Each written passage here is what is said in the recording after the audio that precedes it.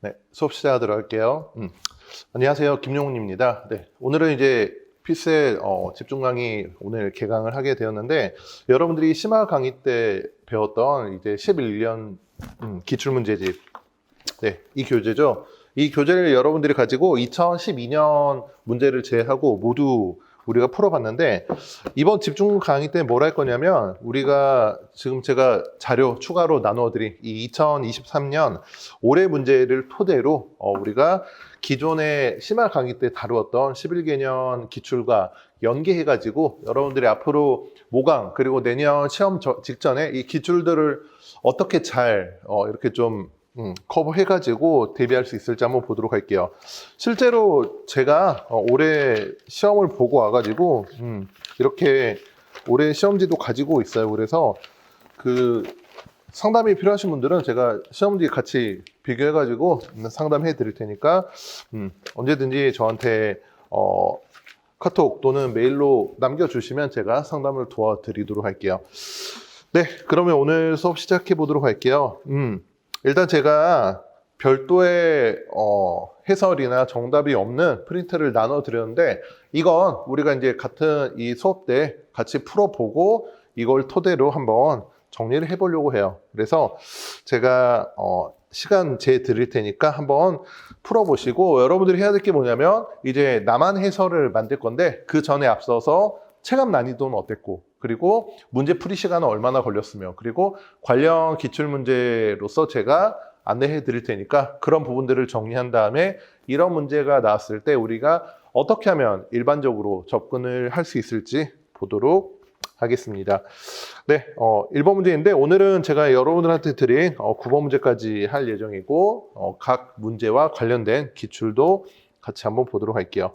네, 일단 제가 시간은 권장 이제 소요 시간을 드릴 것이고, 여러분들은 만약에 이제 인강 듣는 분들은 만약에 시간이 오버됐다라고 하면 오버된 시간까지 정리해가지고 내가 설명을 들으면서 어떤 부분에서 시간이 좀 많이 초과가 되는지 한번 보시면 되겠습니다. 네, 그러면 지금부터 수업을 시작해 보도록 할게요. 1번 문제인데, 먼저 1번 문제는 매칭형 문제죠. 매칭형 문제로서 여러분들이 기본적으로 발문을 읽고 이 A에서 이 국가 중 갑국에 해당하는 국가를 찾아야 되는, 즉 일치시키는 국가를 찾아야 되는 유형이고, 일단 제가 시간은 2분 정도 드려볼 테니까 문제 풀어보시고 같이 정리해 보도록 할게요. 지금부터 시작할게요. 네, 제가 시간을 2분 정도 드렸는데 같이 한번 정리하고 과연 이제 관련 문제가 어떤 게 있는지 한번 같이 보도록 할게요. 네, 일단은 이제 매칭형 문제라고 제가 말씀드렸고, 체감 난이도는 제가 보기에는 난이도 하라고 생각해요. 그래서 여러분들이 시간 2분 동안 충분히 풀었을 거로 생각하고, 권장 풀이 시간은 2분이라고 생각이 들고, 그 다음에 이제 방금 말씀드렸듯이 제가 시험지를 보여드렸죠. 제가 올해 시험 보러 가서 실제 시험 볼 때 시간 한번 재봤어요. 얼마나 걸리는지. 근데 제가 시험지에 적어놓은 바로는 이 문제 푸는데 1분 15초가 걸렸어요. 그래서 여러분들이 뭐 빨리 풀었다면 저처럼 빠른 시간 내에 답을 도출했을 것 같고, 네, 일단 기본적으로 이 문제 자체는 이 5개 국가 중 갑국에 해당하는 것을 고르라는 발문이기 때문에 기본적으로 여러분들이 속어법으로, 그렇죠? 속어법으로 답을 찾아야 된다는 점에서 일단 이제 이런 이 발문 형태를 보세요. 얘네들 중에서, 그렇죠? 해당되는 게, 그렇죠? 어디 있느냐라고 물어보면 속어법이기 때문에 이제 나머지 4국가를 지워야 답이 도출된다라는 이야기죠. 그래서 기본적으로 속어법으로 여러분들이 풀어야 되기 때문에 어느 정도 시간이 필요하다라고 이해해 두시면 되겠습니다. 네, 그래서 속어법으로 풀어야 되는 문제이고, 구체적으로 같이 보면 일단 이제 우리가 이 문제를 볼 때 목표가 뭐죠? 이제 이 갑국에 해당하는 것을 찾아야 되는 거니까 말 그대로 이 A부터 E를 구분해 주지 못하는 정보는 과감하게 빼버려도 돼요. 네, 보고서를 좀 확대해서 보죠. 예를 들자면, 그렇죠? 이제 이건 일반론적인 이야기죠. 뭐 이런 걸로 이제 조사를 했다라는 거니까. 그래서 첫 번째 문단은 과감하게 패스하시고, 그다음 두 번째 문단 보시면 네, 뭐라고 했느냐? 네, 이건 이제 표로 같이 봐야 되니까 이렇게 볼게요. 네, 먼저 갑구근이라고 해서 그쵸?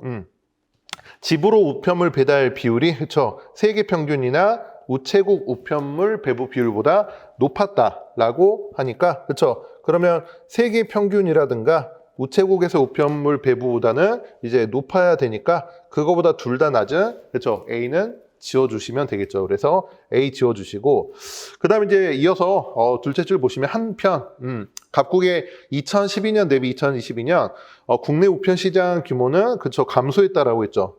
그래서 표 2로 가셔가지고 성장률 중에서 그쵸 감소했으니까 이렇게 증가하는 게 있으면 그쵸 옳지 않겠죠. 그래서 2도 지워주시면 되겠습니다. 네, 벌써 선택지가 두 개나 날아갔죠. 그래서 선택지 표시 같이 해주시고 그 다음 이제 마지막 문단으로 넘어가 보죠. 마지막 문단 보시면 네, 세계 평균인 1428명 얘를 이야기하는 거죠. 얘보다 70% 이상 많아 제공해야 될 인구가 많았다라고 하는데 이제 여기서 제가 생각하기에는 이 문제를 푸는데 2분이 걸릴 것이냐 아니면 1분 30초 내로 풀 수 있을 것이냐가 결정된다라고 보여져요. 왜냐하면 보통 이제 제가 올해 시험을 보고 나서 그 시험지 상담을 했을 때 이 70% 계산을 했다거나 또는 이 70% 계산을 어떻게 하면 저한테 빨리 하냐고 물어본 경우가 있었는데 제가 보기에 이거 할 필요가 없어요. 왜 할 필요가 없냐? 70% 계산을 하고 싶으신 분들은 지금 하시고 제가 말씀드리고 싶은 거는 어차피 우리가 이 보고서의 내용을 가지고 각국을 찾아야 되는 거니까 일단 이렇게 까다로운 부분이 나온다면 넘어가시고 마지막부터 보라는 거죠. 마지막 보시면 또한 이하 보시면 각국의 인구 10만 명당 우체국 수를 살펴보면 얘를 보면 세계 평균보다 적다. 그러니까 이제 1.27보다 적다라고 있으니까 이거보다 많은 D는 역시 지워주시면 되겠죠. 그래서 네, D까지 지워주시고. 네, 그러면 우리가 이제 기본 이론 때 배웠듯이 매칭형 문제에서 어떤 구조가 나타난 거죠? 네, 일종의 택일 구조. 네, 그러니까 이제 우리가 봐야 될 게 뭐냐면, 네, 이 70% 이상 많다라는 부분을 가지고, 그렇죠? B와 C 둘 중 누가 답인지를 골라내야 된다는 구조이죠. 그렇죠? 그래서 볼게요. 지금 이제 B와 C의 우체국 직원 1인당 인구를 보시면 여기 3,600, 여기 2,300이니까 물론 계산을 하셔도 되겠지만 70% 이상이 많다. 몇 배란 소리죠? 1.7배란 소리죠. 그렇기 때문에 그렇죠? 70% 이상 많다. 네, 1.7배 이상이다. 라는 뜻이니까 계산을 해도 되겠지만 이거예요. 둘 중 1.7배 이상이다. 그렇죠? 더 많은 걸 찾아라 라는 의미와 같게 되겠죠. 그렇기 때문에 네,